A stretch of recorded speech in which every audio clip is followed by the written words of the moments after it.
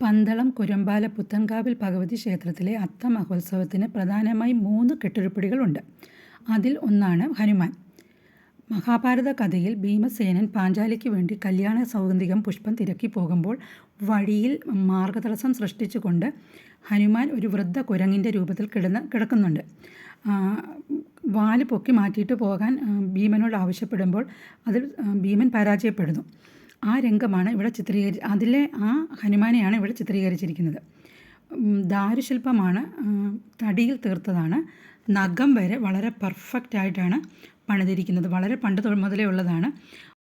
പണ്ട് കാലത്ത് പുരുഷന്മാരും മുടി നീട്ടി വളർത്തിയിരുന്നല്ലോ.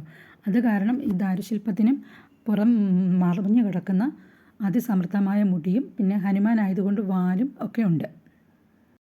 ഹനുമാനെ കൂടാതെയുള്ള മറ്റ് പ്രധാന ദാരുശില്പങ്ങളിലൊന്ന് ഭീമനാണ്. അതിനുശേഷം കാലക്രമത്തിൽ അർജുനൻ, നരസിംഹം, ഇപ്പം ഏറ്റവും പുതുതായി അയ്യപ്പൻ കെട്ടുരുപ്പടി വരെ ഉണ്ട്.